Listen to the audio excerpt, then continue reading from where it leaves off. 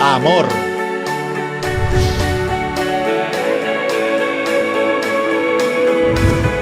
Fe.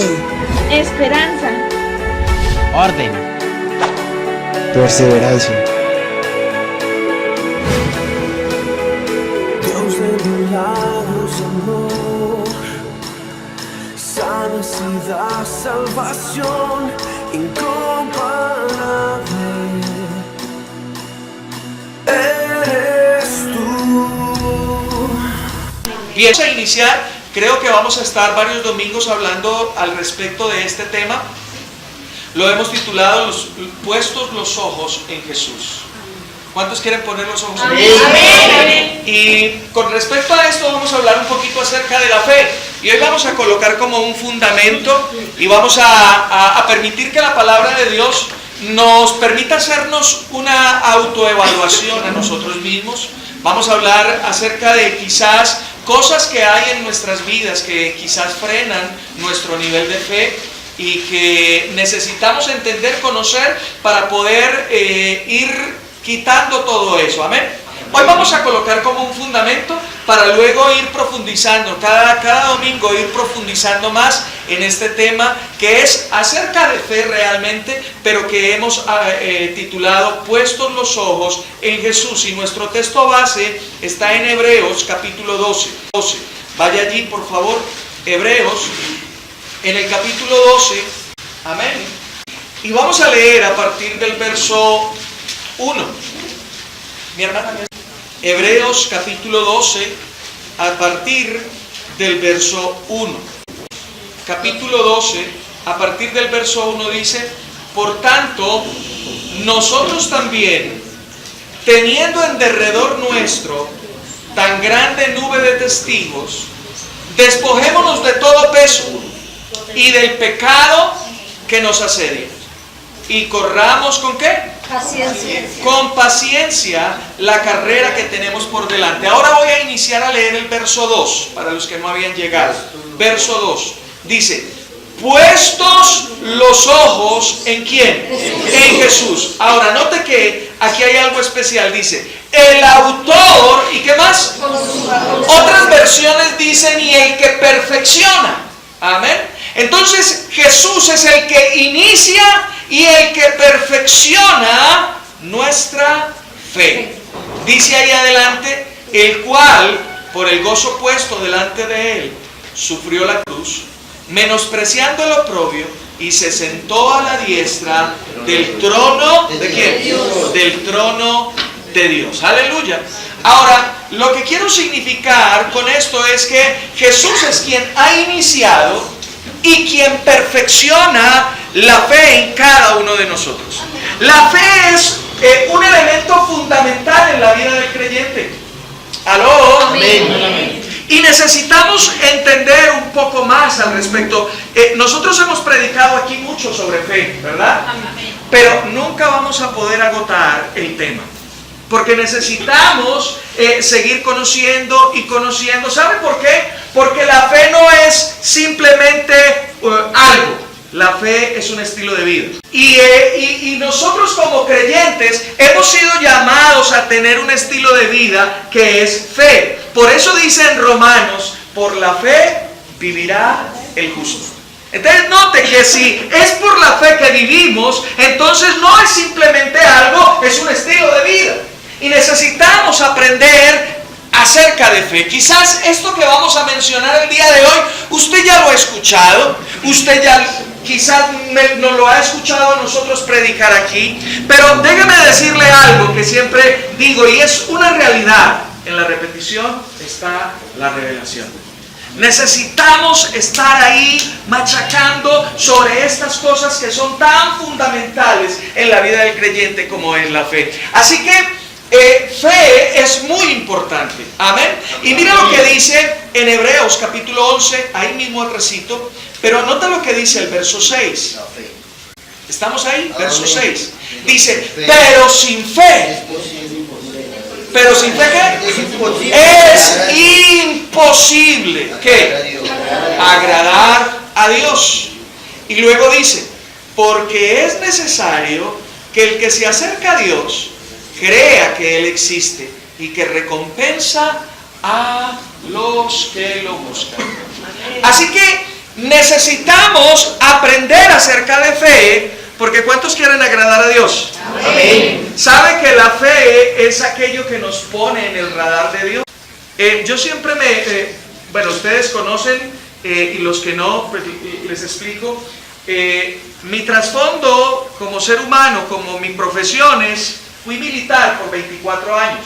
Entonces, yo todo lo asocio con eso. Y yo me imagino a Dios sentado en un centro de comando y control.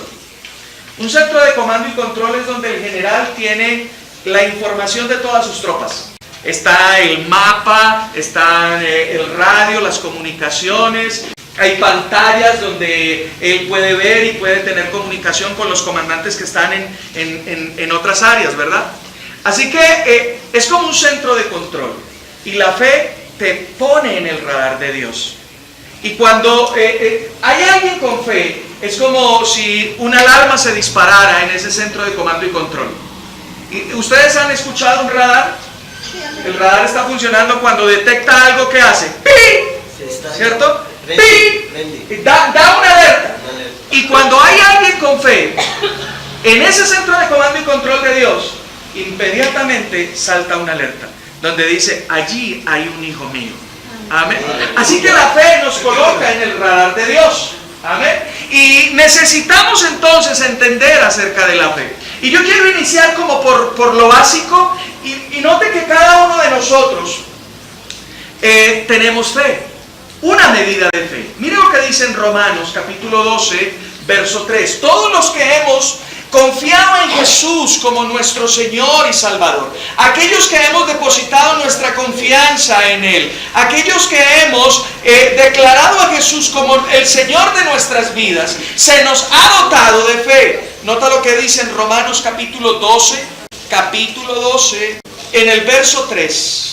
¿Estamos ahí todos? Amén. Dice la palabra, digo pues, por la gracia que me es dada, a cada cual que está entre vosotros, que no tenga más alto concepto de sí que el que debe tener, sino que piense de sí con cordura, ¿conforme a qué? Conforme a la medida de fe que Dios, ¿quién?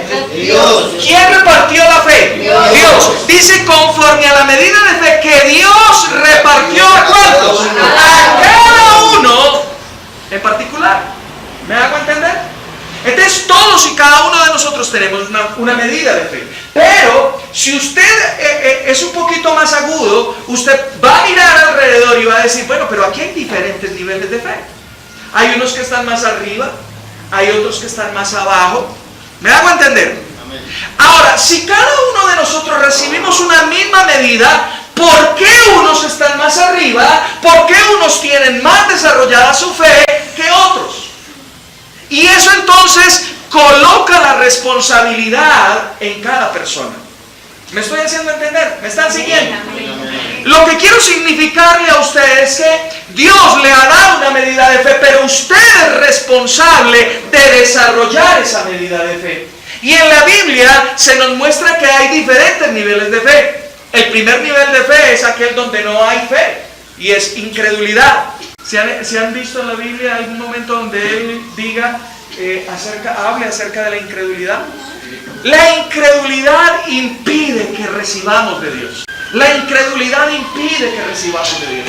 Y cuando no hay fe, no podemos recibir de Dios. Por eso es que la fe es importante. Porque note esto, la fe nos sirve primero para darle algo a Dios. ¿Qué le damos a través de la fe? Nuestra adoración, nuestra alabanza. Reconocemos su señorío, reconocemos la deidad de Él, y eso nos permite recibir algo, salvación. Y a partir de allí recibir otras cosas más, como lo que el Padre quiere darle a su Hijo. Amén. Amén. Así que todo lo que vamos a recibir de Dios parte y procede de la fe. Por eso es que fe es tan importante para la vida del creyente. Amén. Amén. Mire lo que dice en Mateo capítulo 13, hablando acerca de este nivel de incredulidad. Mateo capítulo 13. Yo estoy poniendo el fundamento, esto es leche, esto es básico, pero yo creo que es importante que cada uno de nosotros lo conozcamos. Mire lo que dice Mateo capítulo 13, a partir del verso 53. está nuestro Señor Jesucristo en Nazaret, y dice: aconteció que cuando terminó Jesús estas parábolas, se fue de allí, vino a su tierra y les enseñaba en la sinagoga de ellos, de tal manera que se maravillaban y decían: ¿de dónde saca esta sabiduría y estos milagros? ¿No es este el hijo del carpintero? ¿No se llama su madre María y sus hermanos Jacobo, José, Simón y Judas? ¿No están todas sus hermanas con nosotros? ¿De dónde pues saca todas estas cosas? Ahora, note lo fundamental. Dice allí en el 57, y se escandalizaban de él. Pero Jesús les dijo: no hay profeta sin honra sino en su propia tierra y en su casa. Ahora, note el 58. Y no hizo allí muchos milagros, ¿debido a qué? A la incredulidad de ellos. Dice que no hizo muchos milagros. En otro de los evangelios dice que sanó a algunos pocos. Pero él quería hacer más. Ahora, ¿qué fue lo que impidió que esas personas recibieran de Dios? La incredulidad. Amén. Así que la incredulidad es un obstáculo que nos impide recibir de Dios. Ahora, hay otro nivel de fe, y es la medida de fe, la que vimos en Romanos capítulo 12, que Dios ha repartido a cada creyente, a cada aquel que ha depositado su confianza en Jesús, aquel que ha reconocido a Jesús como el Señor de sus vidas. Dios coloca una medida de fe. Pero también hay otra medida de fe, y es que es poca fe. Poca fe. Y la poca fe, aunque hay fe, eso también es una evidencia de que esa persona aún no tiene la revelación de quién es Jesús, ni mucho menos la revelación de qué tiene Él en Cristo, qué puede Él en Él. Amén. Lo que habla poca fe está hablando de una persona que no tiene revelación acerca de quién es en Cristo. Y estamos hablando de estos niveles para que usted mismo se vaya ubicando y diga: bueno, ¿y yo dónde estoy?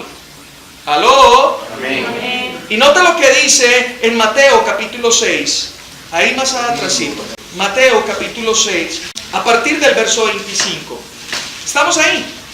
Amén. Estamos hablando acerca de la poca fe. Mira lo que dice el verso 25. Dice: por tanto os digo, no os angustiéis por vuestra vida. ¿No qué? No os angustiéis. ¿Cuántos de nosotros hemos estado angustiados por algo? Dice: no os angustiéis por vuestra vida, que habéis de comer o que habéis de beber, ni por vuestro cuerpo, que habéis de vestir. ¿No es la vida más que el alimento y el cuerpo más que el vestido? Mira las aves del cielo, que no siembran, ni ciegan, ni recogen en graneros, y sin embargo vuestro Padre Celestial las alimenta.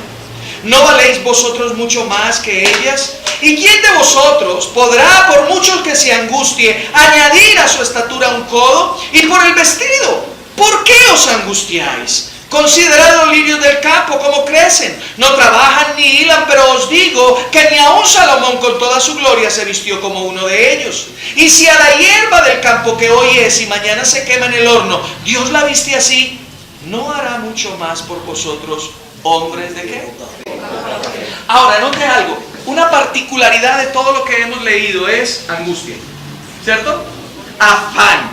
Y el hombre de poca fe es aquel que vive afanado, que vive angustiado. ¿Sabe por qué? Porque no tiene su mirada puesta en Cristo, sino que tiene su mirada puesta en las circunstancias que lo están rodeando. Y cuando tú colocas la mirada en las circunstancias, que me falta esto, que me falta aquello, que tengo el problema con el hijo, que tengo el problema con esto, que tengo el problema con aquello, tú estás fijándote, estás centrando tu mirada, ¿dónde? En las circunstancias. Y eso, cuando tú pones la mirada en la circunstancia, te lleva a un campo que se llama temor. ¿Cuántos de nosotros hemos perdido el sueño en la noche? Amén. ¿Verdad? Pensando, ¿y cómo soluciono esto? ¿Y cómo hago aquello? ¿Aló? Amén. Y eso habla de hombres de poca fe. Hombres de poca fe. Y el Señor nos dice: no se afanen por eso. Pongan la mirada en Cristo. Amén. Más adelante dice: busquen primeramente el reino de Dios y su justicia, y todas estas cosas serán añadidas. ¿Qué quiere decir esto? Que esas cosas por las cuales nosotros nos angustiamos, Dios las llama añadiduras. Y cuando nosotros buscamos verdaderamente a Dios, entonces Él va a suplir, Él va a dar, Él va a entregar lo que tú y yo necesitamos. Amén. Porque Él es un Dios bueno, Amén. que ama a sus hijos y que siempre está dispuesto a dar lo mejor. Así que el hombre de poca fe es aquel que no conoce, no tiene revelación de quién es en Cristo, de qué tiene en Cristo, de qué puede en Cristo, y por esa razón, porque no tiene sus ojos puestos en Jesús, vive angustiado, vive afanado, vive desesperado. ¿Aló? Pero hay otro nivel, un nivel de mucha fe. Nota lo que dice en Mateo capítulo 8, versos 5 al 13. ¿Estamos allí? Amén. Dice, al entrar Jesús en Capernaum, se le acercó un centurión. Esto era un militar romano. Dice que le rogaba diciendo, Señor, nota cómo lo llama, Señor. Nota que ese Señor, mire, escúcheme por favor. Yo sé que usted me ha escuchado decirle esto, pero quiero repetirlo a causa de las personas que hoy nos acompañan por primera vez. Cuando usted lea la Biblia, léala entendiendo incluso aún la ortografía, porque es muy importante. Nota con qué está escrito Señor allí, con mayúsculas la primera. O sea que no está hablando de cualquier Señor, está hablando del Kyrios. Amén. Lo está reconociendo como el Señor, el Adonai, el dueño, el propietario de Él, el amo de Él. ¿Aló? Amén. Y dice allí, Señor. ¿Qué dice ahí? Señor, mi criado está postrado. Mi criado está postrado en casa, paralítico, gravemente atormentado. Y Jesús le dijo, yo iré y lo sanaré. Respondió el centurión y dijo, Señor, no soy digno de que entres bajo mi techo. Solamente di la palabra y mi criado sanará. Pues también yo soy hombre, ¿bajo qué? Bajo autoridad.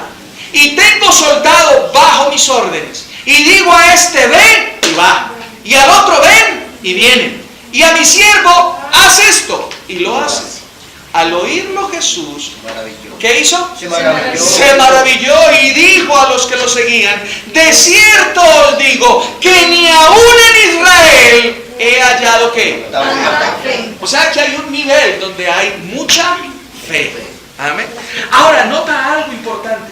Y es que en ese nivel de fe, así como el de poca fe tiene sus ojos puestos en las circunstancias, el de mucha fe, primero, reconoce la autoridad. Reconoce el señorío de Jesús. Sabe quién es Jesús. Sabe que Jesús es el Señor. Sabe que Jesús es el Adonai. Sabe que Jesús es el Todopoderoso. Es el Dios hecho carne. Y segundo, se mantiene sometido a la autoridad de Él. Amén. Ese es el hombre de mucha fe. Tú no vas a poder tener autoridad si antes no eres sumiso. Tú no vas a poder desarrollar autoridad, es más bien el término. Porque tú tienes autoridad, Cristo nos ha delegado autoridad. Pero esa autoridad fluye, esa autoridad se hace evidente en la medida que tú estás sometido a Jesús. ¿Y cómo nos sometemos a Jesús? Cuando somos obedientes a su palabra. Cuando amamos a Jesús. ¿Sabes que la palabra de Dios dice que amar a Jesús no es meramente un sentimiento? Ahora, involucra sentimientos, sí, pero amar a Jesús no es solamente un sentimiento. Amar a Jesús es obediencia. La palabra de Dios dice en Juan capítulo 14, verso 21, el que me ama conoce mi palabra. Es decir, no es un conocimiento intelectual, es una revelación. ¿Por qué le digo esto? Porque a continuación del verso dice, el que conoce mi palabra y la pone por obra. O sea que no es solamente un conocimiento intelectual, es un estilo de vida. Amén.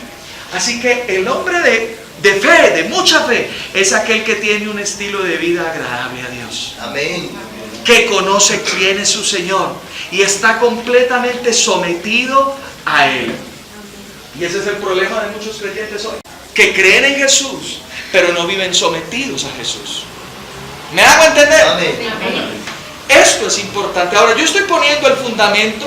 ¿Por qué? Porque vamos a hablar de algunas cosas que interrumpen nuestra fe. Y estamos poniendo el fundamento diciendo que esa medida de fe que tenemos es nuestra responsabilidad llevarla a un nivel mayor. ¿Dónde está tu fe? Ahora, si tú estás aquí en este lugar y has nacido de nuevo, tú no estás en el ámbito de la incredulidad, tú estás en otro ámbito. ¿Pero dónde estás? ¿Tienes una medida de fe? Sí. ¿La has desarrollado, pero es poca porque tienes tus ojos puestos en las circunstancias? ¿O has desarrollado tu fe que te ha llevado a tener mucha fe porque sabes quién eres en Cristo, las circunstancias no te mueven, tú sabes en quién has creído? ¿Aló? Amén. Pero hay otro nivel, ¿sabe que hay otro nivel a donde nos invita Dios siempre a ir? Y es la misma clase de fe que Dios tiene.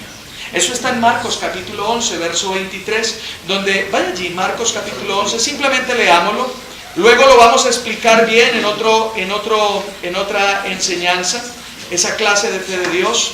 En el verso 22 dice, respondiendo Jesús les dijo, tener fe en Dios.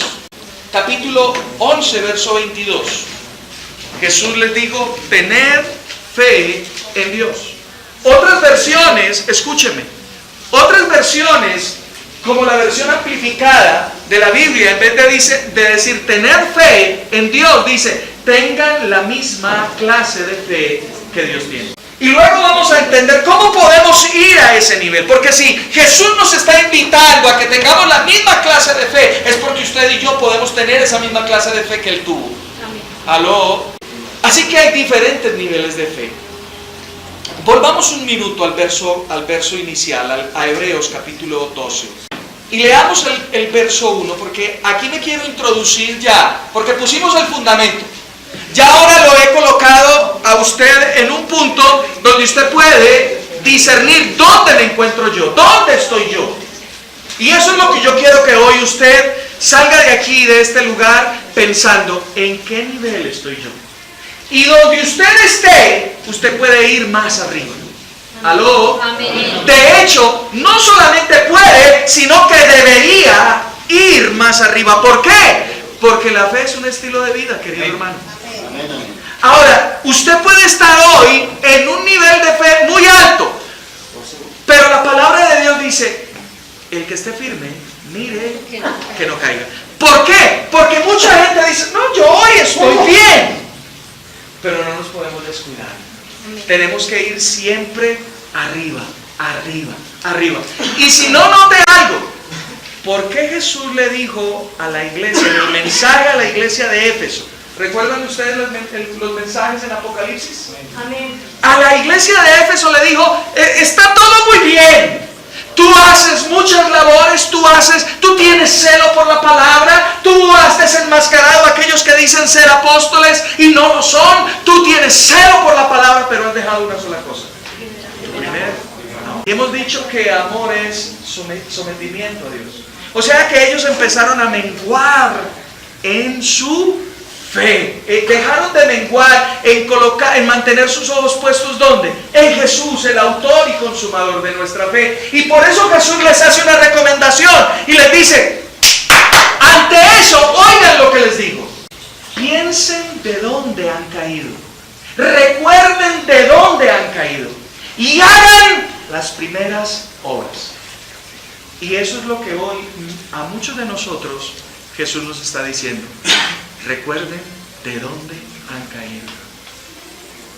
Y nos invita, hagan las primeras obras. ¿Aló? ¿Me hago entender?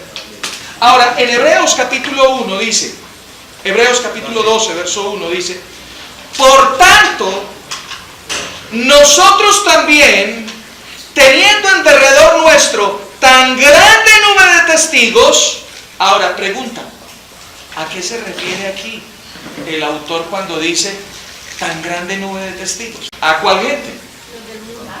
No. En el capítulo 11, en Hebreos capítulo 11, que es lo que los teólogos llaman el salón de los hombres de fe. Recuerda que ahí se habla de Abraham, de Sara, de Enoc, se habla de Abel, se habla de mucha gente y se ponen como ejemplos de hombres de fe. Por eso es que inicia el verso 12 diciendo, por tanto, es decir, debido a lo anterior, amén, tenemos una gran nube de testigos. Corramos nosotros también la carrera. ¿Con qué?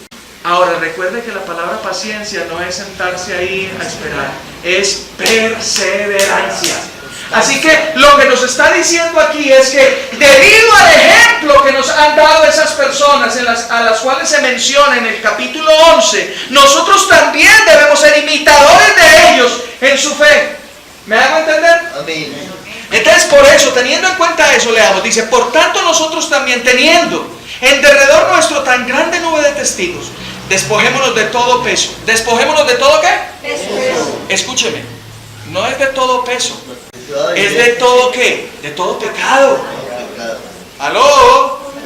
Despojémonos de todo pecado, del pecado que nos asedia, y corramos con paciencia la carrera que tenemos por delante, puestos los ojos en el autor y consumador de nuestra fe, en Jesucristo de Nazaret. Amén. Ahora, mira lo que dice el verso 8. Vamos hoy a hablar acerca de uno de esos muchos testigos. En el verso 8 se nos pone como ejemplo a ¿quién? A Abraham. Mira lo que dice capítulo 11, verso 8. ¿Estamos ahí? Amén. Dice, por la fe, ¿quién? Abraham. ¿Pero fue por qué? Por la fe. Por la fe. Amén. Por la fe de Abraham, siendo llamado, ¿qué hizo? Obedeció. Esto es muy clave. Esto es importante. Por la fe Abraham, siendo llamado, obedeció para salir al lugar que había de recibir como herencia. Y salió sin saber a dónde iba. Por la fe habitó como extranjero en la tierra prometida, como en tierra ajena, habitando en tiendas con Isaac y Jacob, coherederos de la misma promesa. Porque esperaba la ciudad que tiene fundamentos, cuyo arquitecto y constructor es ¿quién? Dios. Así que fue por la fe de Abraham. Pero hoy yo no quiero que miremos a ese Abraham que nunca tuvo errores, que nunca falló, que siempre fue perfecto. ¿Sabe que Abraham también tuvo momentos difíciles? Y es bueno que miremos también esa perspectiva para que podamos aprender, ¿verdad? Porque a veces cuando nosotros estamos en momentos tan difíciles, cuando nos damos que quizás no somos las personas que deberíamos ser, y hablamos de Abraham, ¿sabían ustedes los apelativos que tiene Abraham en la Biblia? Primero, lo llaman el amigo de Dios. Y uno se preguntará, ay, ¿será que yo soy verdaderamente ese íntimo con Dios? Y luego dice, el padre de la fe. O sea que es un hombre que tuvo una fe, mucha fe. ¿Aló? Ese hombre que logró desarrollar ese nivel de fe, donde Jesús nos dice, tengan la misma fe de Dios. O sea que Abraham logró ir a ese nivel. Pero cuando nos comparamos con ese hombre, como que nos vemos muy pequeñitos, ¿verdad?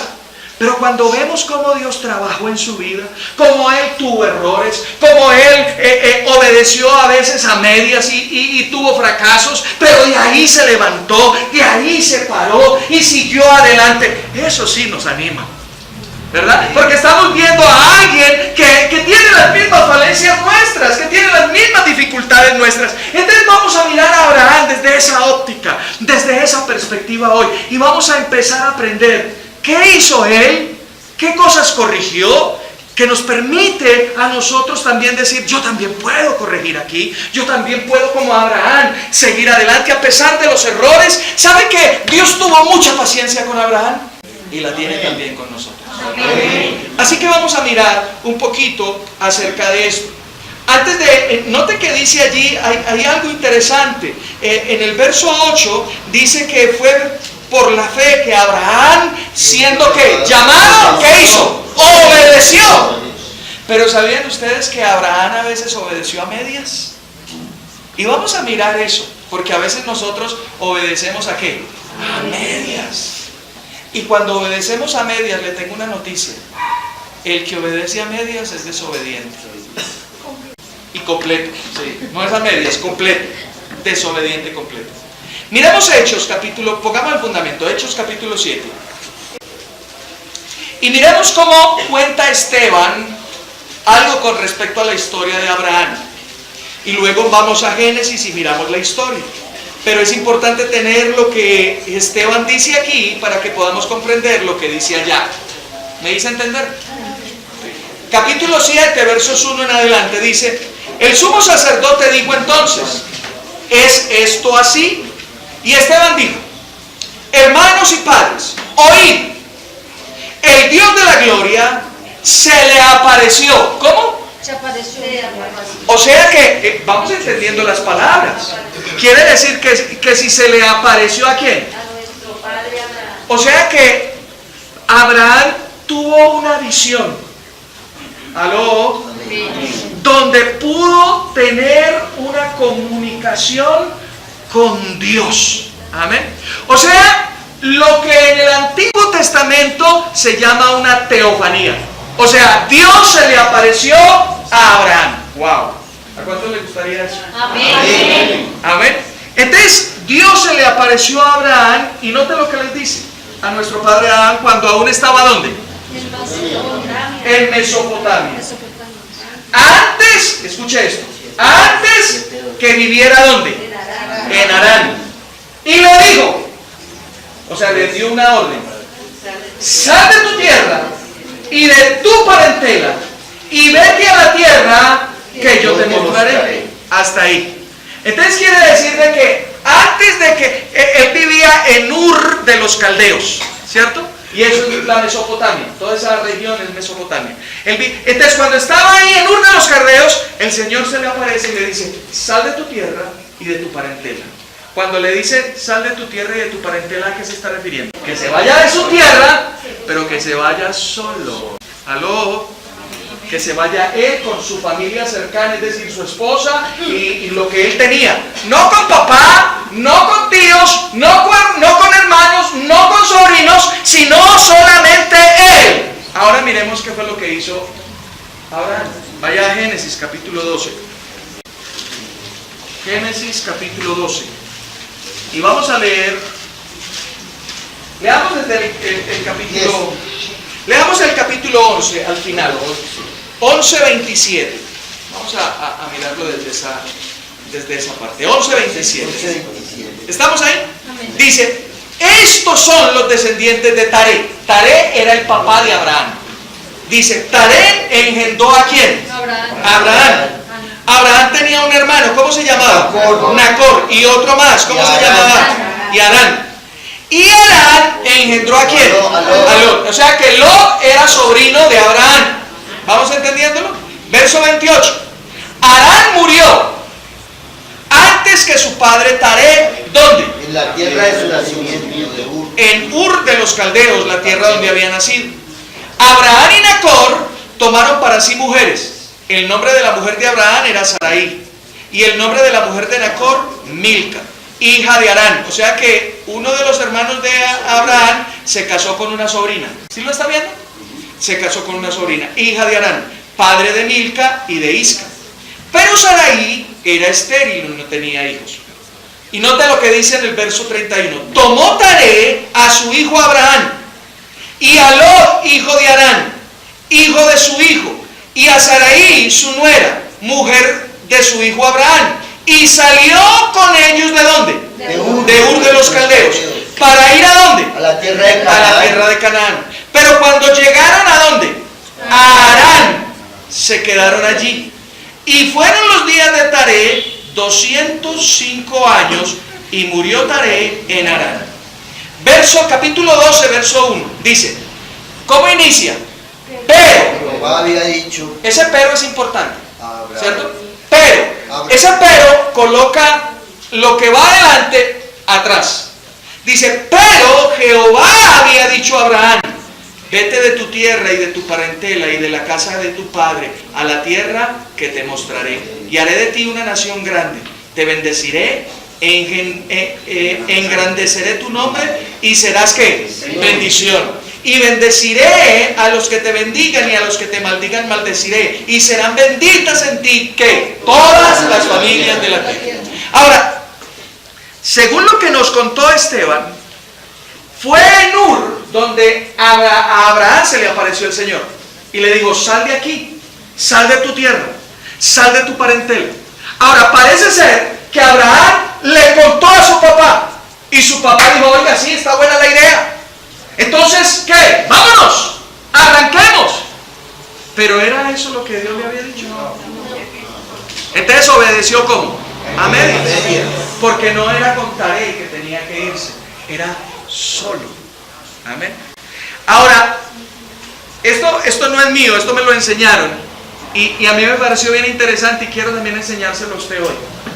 El nombre Taré significa, como lugar, significa estacionamiento. Un lugar de paradero.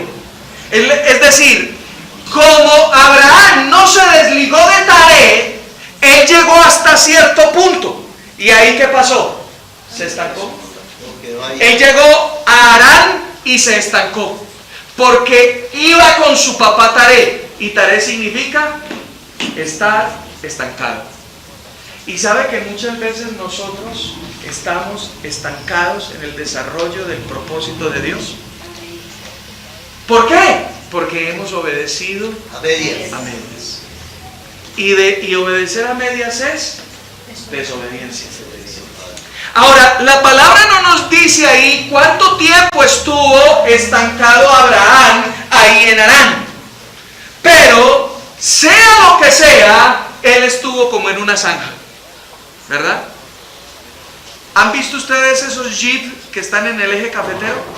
Cuando se van a una zanja donde hay mucho barro y no pueden salir de ahí, ellos generan mucha velocidad, pero ¿qué? Se van hundiendo y cada vez más estancados ahí. ¿Sabe que muchos cristianos están así?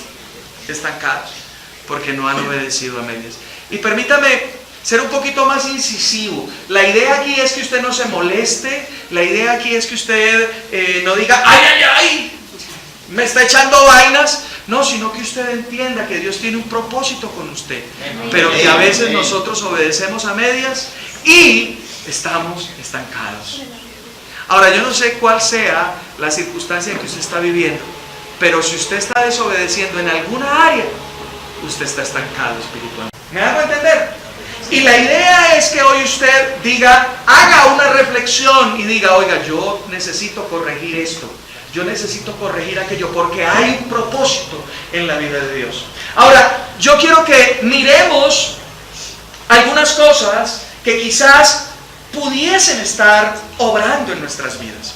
¿Saben que la Biblia dice que Taré, que significa estancamiento, era idólatra? ¿Y qué significa eso de idólatra? Significa que él tenía, en el lugar de Dios, tenía otra cosa. Y quizás hoy tú también puedas tener otra cosa en el lugar de Dios. Una novia. ¿Aló? Amén. Un papá. Una mamá. O un hijo. ¿Aló? O tu trabajo. O tu empresa. Ese es tu hijo. Y eso es lo que tú amas. Y eso es lo que tú estás empeñado ahora. Y tú dejas cosas que antes anhelabas por ese bebé nuevo que tienes en tus brazos, que se llama tu empresa, sea lo que sea. Y estás colocando algo en el lugar que solo le corresponde a Dios. Y nota que Taré era idólatra, ya lo vamos a ver en Josué capítulo 24, vaya mirando allí. Pero la historia, no la Biblia, sino que la historia judía, la tradición judía, dice que Taré no solamente era idólatra, sino que él construía, formaba ídolos. Nota lo que dice en Josué capítulo 24. Josué capítulo 24. Mira los versos 1 y 2. ¿Estamos ahí? Versos 1 y 2, Josué capítulo 24. ¿Sí ven lo importante de tener la Biblia en la mano? Porque a veces no sabemos dónde están los libros. ¿Sabe por qué? Porque como tenemos la Biblia en el celular, y no es que el celular sea malo ni la tecnología sea mala, sino que eso nos hace perezosos. Amén.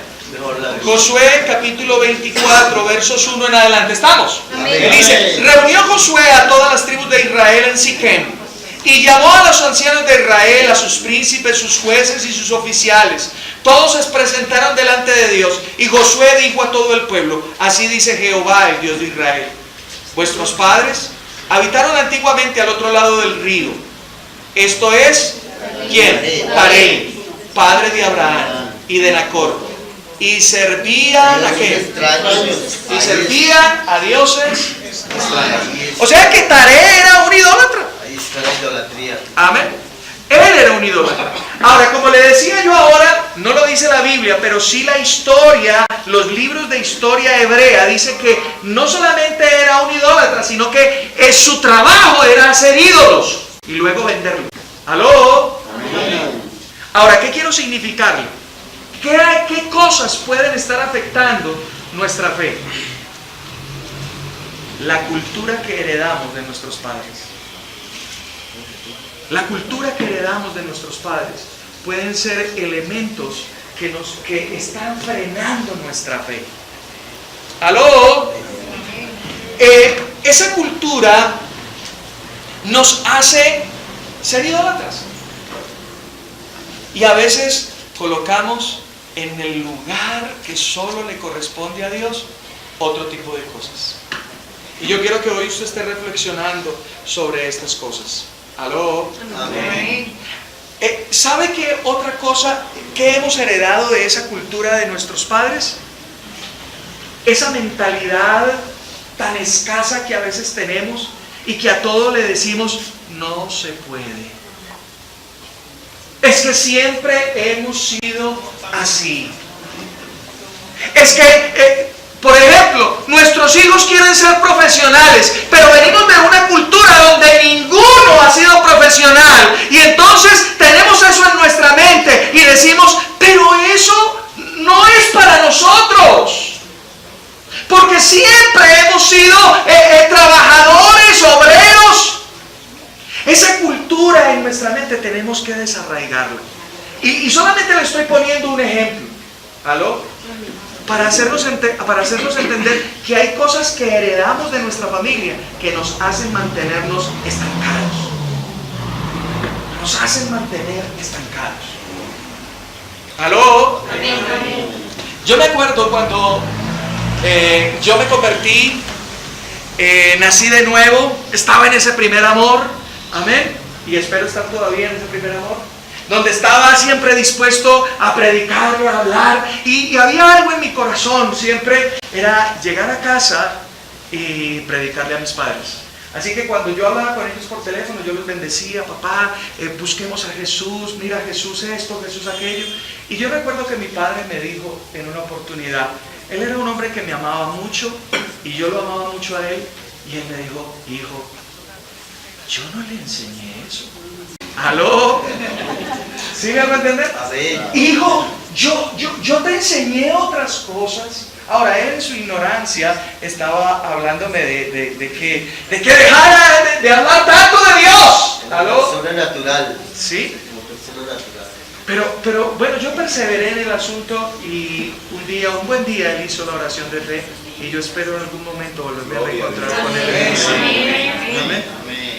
Pero hay cosas que, ¿por qué le comento esto? Porque mucha gente dice, no, yo no me hago así, porque es que mi mamá, porque es que mi papá, porque es que mis tíos, porque es que me quitan la herencia, porque es que me desheredan. ¿Aló? Y no estoy hablando mentiras, es lo que en muchas oportunidades me he encontrado. ¿Aló? Y esa cultura es la que nos mantiene ahí detenidos. ¿Aló? Estancados. No hace que nuestra fe se levante por encima, que vaya a otros niveles. ¿Aló? Amén. Mire otra cosa. Vamos a Génesis capítulo 12. Ahí Génesis, ¿dónde estábamos? En Génesis capítulo 12. Porque no solamente él salió con Taré, que significa estancamiento. Él también salió con alguien más. ¿Con quién? Con Lot.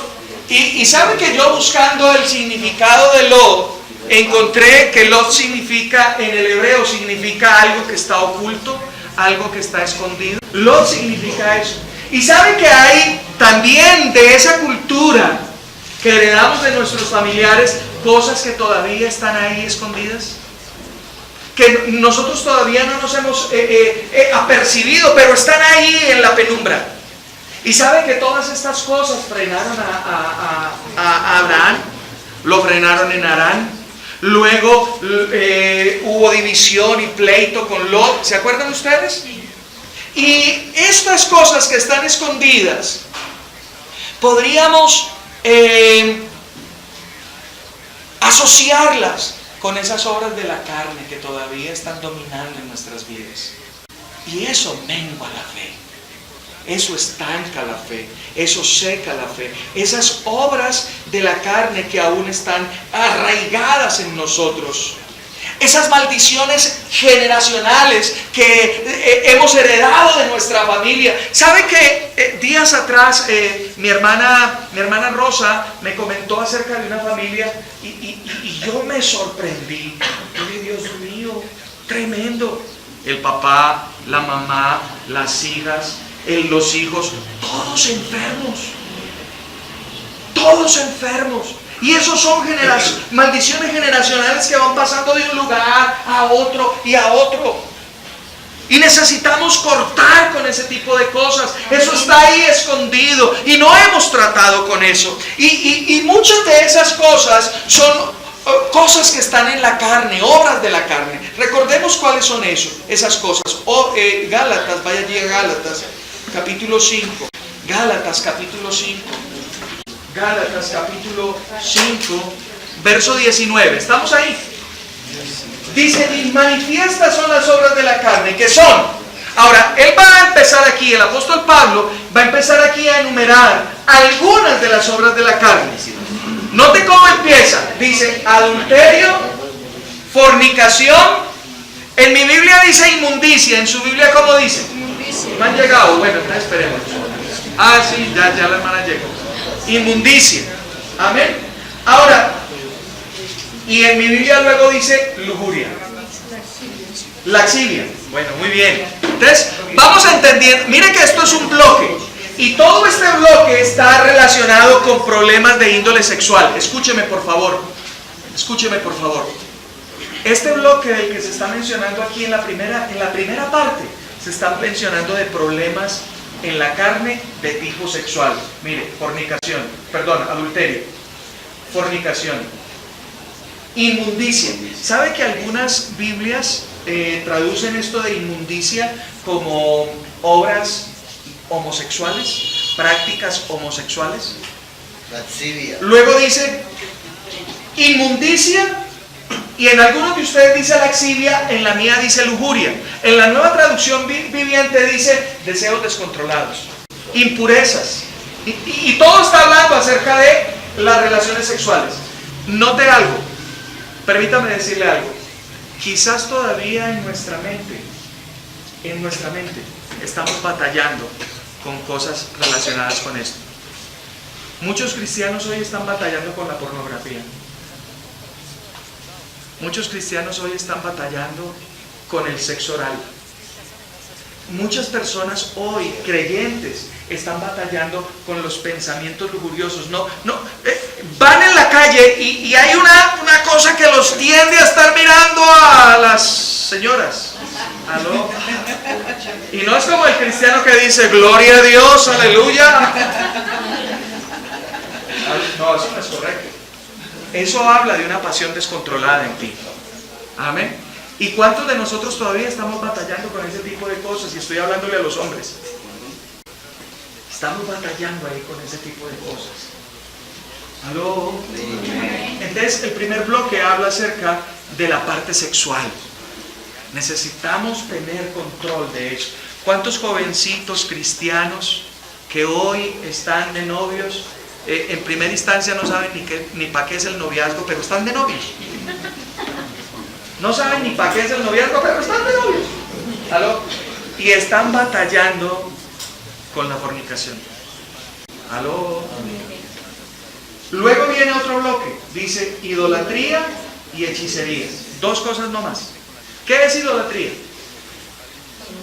Dijimos que idolatría es colocar algo en el lugar que solo le corresponde a Dios. ¿Cuántos de nosotros estamos batallando con eso? Y decimos que amamos a Dios, pero hay un hijo, hay una hija que es lo primero en nuestras vidas. ¿Sabía que Abraham estaba batallando también con eso? Isaac. ¿Se acuerdan de Isaac?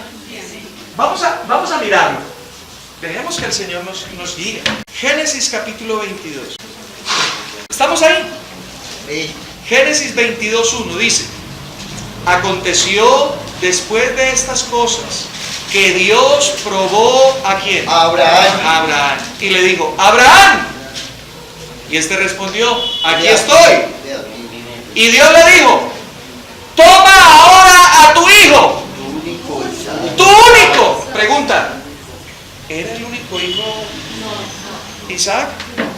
No. Porque el primogénito, ¿quién era? Ismael. Pero Isaac era el hijo de la promesa. Era el hijo que había tenido con la mujer que él amaba. Amén. Y note cómo le dice: tu único. Quiere decir que ¿quién estaba en el corazón de Abraham? Isaac. Y entonces aquí Dios está tratando con Abraham y le está diciendo: un momentico, yo fui el que te di a Isaac. Tú no lo puedes colocar en el lugar que solo me corresponde a mí. ¿Aló? Sí. ¿Y cuántos de nosotros tenemos que sacrificar nuestro Isaac? Vuelvo y lo reitero. Una casa. Pastor, mire, yo he visto mujeres de Dios que idolatran su casa. Barren, trapean, la limpian, y vaya pase usted, papá, para que vea cómo es el bueno. Hombre paquillero. ¿Aló? Una casa, un trabajo, nosotros los hombres, un negocio que hemos emprendido, que empezamos a desarrollar y estamos enamorados. Y no está mal que estemos enamorados de nuestro trabajo, porque la palabra de Dios dice que el que no trabaje, que no coma. Amén. Tenemos que trabajar, pero no podemos poner nuestro trabajo por encima de Dios. Muchos de nosotros quizás estamos batallando con ese tipo de cosas. ¿Aló? Volvamos a Gálatas. Gálatas capítulo 5. Bueno, como que muchos se identificaron.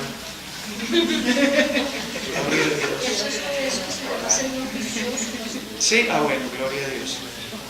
Ahora, note en el verso 20, después de hechicería dice: enemistades, pleitos, celos, iras, contiendas, divisiones, herejías, envidias, homicidios, borracheras, orgías y cosas semejantes. Note que toda esta lista de la que nombramos está relacionada con las relaciones interpersonales con otros.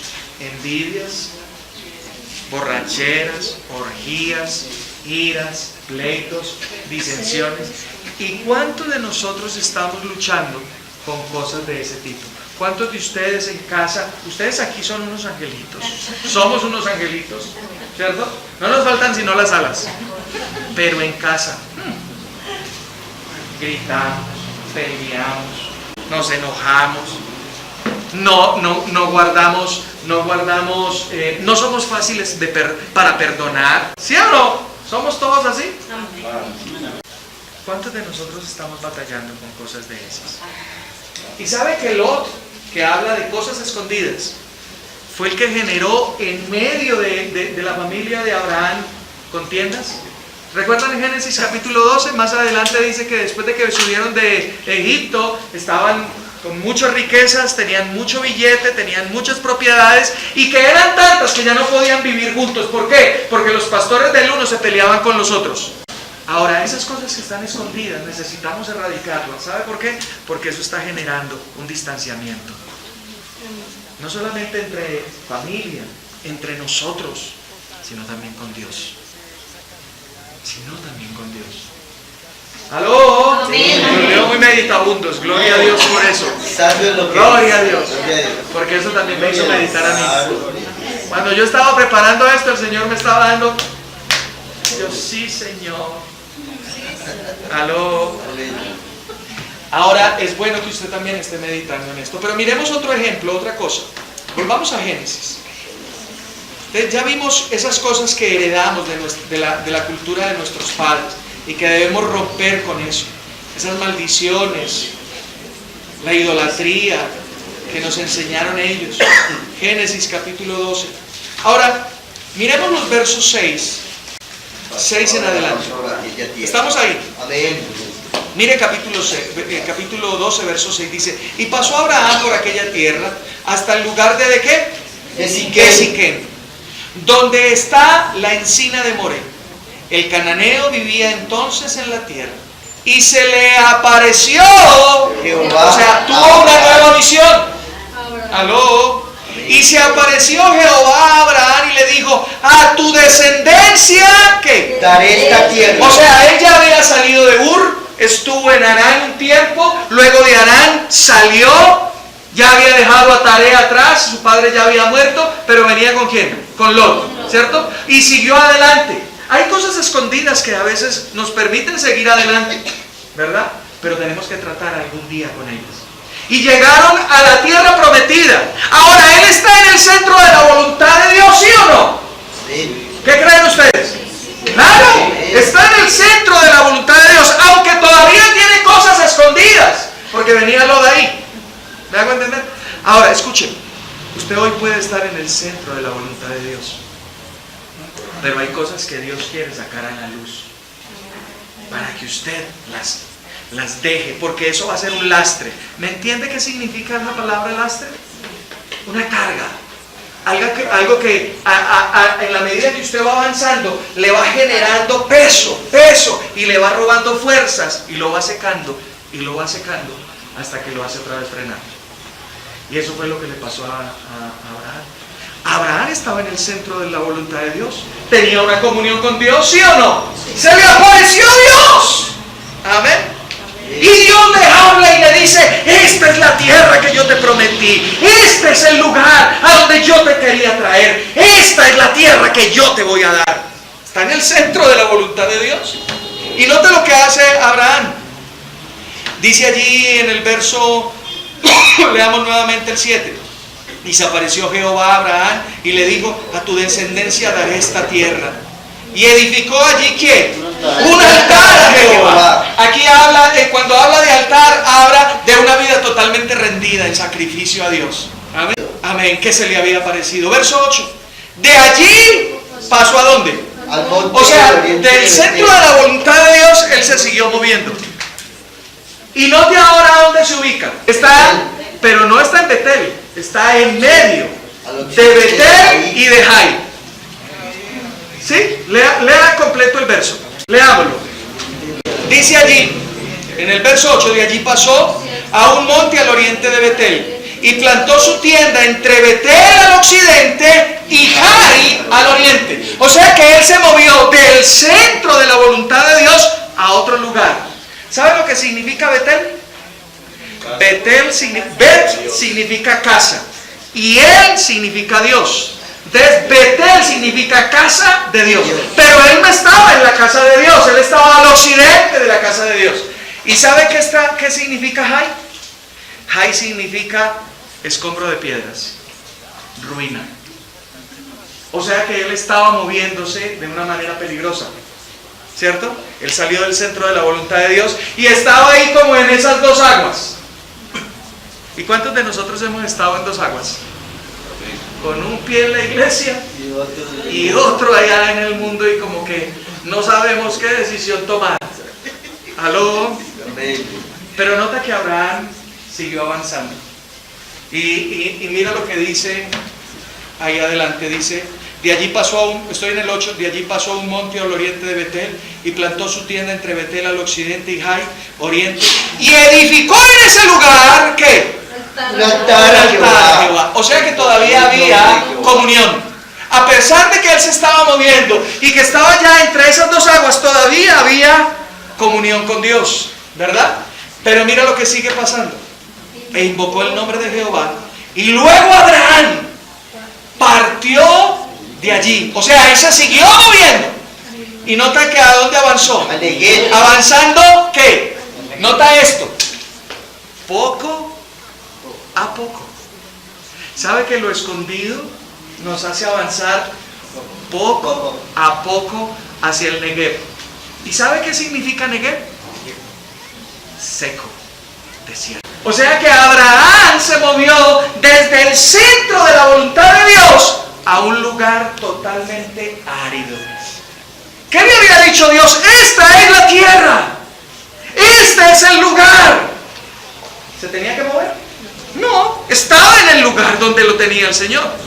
Ahora, cuando nos vamos moviendo poco a poco, debido a las cosas escondidas, a las obras de la carne, a la cultura, a esas cosas que están ahí, que no hemos tratado, que no hemos removido, eso nos va llevando poco a poco. ¿Qué significa eso? Sin darnos cuenta. No somos conscientes de lo que está pasando y vamos yendo, y vamos yendo, y vamos yendo. Cuando de repente estamos en lo seco. Pastor, he escuchado a mucha gente que me dice esto. Pastor, siento que Dios ya no me oye. Está en el desierto, hermano. Está en lo seco. ¿Me estoy haciendo entender? ¿Me estoy haciendo entender? Y quizás muchos de nosotros hoy aquí, quizás de los que estamos aquí, usted está en un Negev. Está en lo seco. Está en el desierto. Ahora, note, yo le pregunto, ¿él se movió guiado por Dios? Dios le dijo en algún momento, muévete a este lugar, muévete. No, él fue poco a poco, poco a poco. Y nota lo que pasó. Cuando tú estás en lo seco espiritualmente y vienen las dificultades y las pruebas, mira lo que sucede. Verso 10. Hubo entonces hambre. ¿Qué hubo? Hambre. En la tierra. ¿Y qué? Y descendió. Esa palabra es muy importante. Porque nota que él está en el lugar de Dios. ¿Y él qué? Descendió. Bajó. Ahora, cuando tú ves el mapa, no es que el Negev sea más alto que Egipto. Es que aquí se nos está dando un mensaje espiritual. Cuando se habla de descender, habla de perder algo, de bajar de nivel. ¿Aló? ¿Y a dónde fue? A Egipto. ¿Cuántos cristianos secos por las circunstancias de la vida dicen, ay no, yo ya como que esto no? ¿Y se van a dónde? Al mundo. ¿Sabía que Egipto significa mundo? Egipto significa mundo. Ahora escúcheme, no le voy a dar, no vamos a estudiar todo esto, de pronto más adelante lo estudiamos, pero lo invito para que lea ese capítulo completo. Cuando está Abraham en Egipto, aparentemente le fue muy bien. ¿Por qué le digo aparentemente? Porque él salió de allí con mucho billete. Él salió con mucho billete de allí. Pero escúcheme, la riqueza y las cosas materiales no son sinónimo de éxito. Aparentemente le fue muy bien. Porque dice de allí, dice que él de allí salió riquísimo. Mire el capítulo 13. Subió pues Abraham de Egipto. Note que dice subió. O sea que en el capítulo 12 habla del descenso espiritual que él tuvo y es ahí donde estamos. Pero luego mire que él recapacitó, él recompuso y dijo, ¿yo qué estoy haciendo? Voy a volver al lugar. Y dice que él subió, que él ascendió. Pero note que dice que subió al Negev, pero no se quedó en el Negev, no quedó seco. Dice que con su mujer y todo lo que tenía, y con él iba Lot. ¿Y Abraham era qué? Riquísimo. ¿En qué más? Plata y oro.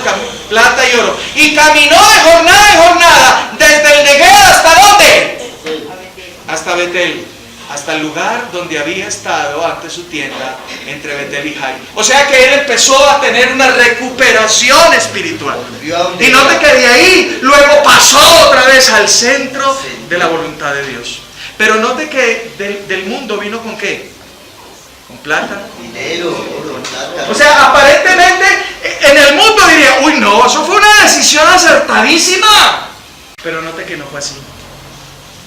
En Egipto, él entró en temor. Abraham, el padre de la fe, entró en temor. Mire lo que dice, por favor leámoslo. Y esto es importante, versos 11 y 12, capítulo 12, versos 11 y 12, dice: y aconteció que cuando estaba próximo a entrar a Egipto, dijo a Sarai su mujer: sé que eres mujer de hermoso aspecto. En cuanto te vean los egipcios dirán: es su mujer. Y entonces me matarán a mí y te dejarán a ti con vida. Esto habla de temor. Amén. Abraham tuvo miedo de perder su vida. Amén. Entonces el temor lo llevó a hacer algo: a mentir. Le dijo a su esposa: oye, no, tú eres hermosa, preciosa, encantadora, y allá esos hombres te van a mirar a ti, entonces di tú que tú eres mi hermana. ¿Eso era verdad o no? A medias. No, pero era hermana, o sea, era hija de su papá, más no de su mamá, pero era una verdad a medias. ¿Y toda verdad a medias qué es? Mentira completa. Ella era su hermana media, pero era primero su esposa. Y él le dice: no, hagamos esta mentirita piadosa. ¿Cuántos hemos dicho así a nuestros hijos? Diga que no estoy. Amén. Entonces, primero entró en el temor. Segundo, dijo mentiras. Tercero, esa mentira casi le hace perder a su esposa. ¿Sabe por qué? Porque el faraón dijo: guay, ¿quién mandó pollo? Amén. Y dijo: no, tráiganmela para el harén. O sea que Sara estaba ahí en el harén del faraón esperando su turno. Que faraón tuviera relaciones íntimas con ella. Casi le hace perder a su esposa. Pero peor aún, ¿sabe qué más pasó? Después, Dios, es que Dios es maravilloso. ¿Sabe que aunque usted esté mal, cuando Dios tiene propósitos con usted, Él no lo va a soltar? Amén. Dios, a pesar de que Él estaba haciendo cosas por allá que no eran las correctas, Dios estuvo ahí. ¿Y sabe qué hizo Dios? Trajo plagas sobre la casa de Faraón. Y Faraón dijo: no, pero un momentico, ¿qué está pasando aquí? Y entonces se dio cuenta que Sara no era la hermana, sino la esposa. Y entonces coge a la esposa y le dice: venga para acá, jovencito. Abraham, ¿qué es lo que le pasa? Yo lo he tratado bien, lo recibí aquí en mi casa, le he dado plata, oro, siervos, y usted me trata de esta manera. Coja a su mujer y váyase de aquí, lárguese de aquí. ¿Sabe qué significa eso? Mal testimonio. Abraham dio mal testimonio. ¿Y cuántos de nosotros hemos dado mal testimonio? Y otros dicen: no quiero saber nada de ese Dios del que predica esa gente, del que vive esa gente. Eso es puro tilín, tilín, y nada de paletas. Pero aparentemente a Abraham le fue muy bien, pero no era así. ¿Y sabe por qué empezó todo esto? Porque no obedeció a Dios. Pero lo interesante de este asunto, y lo vamos a ver dentro de 8 días quizás, si Dios lo permite, si ese es el plan de Dios, vamos a ver cómo Abraham recompuso.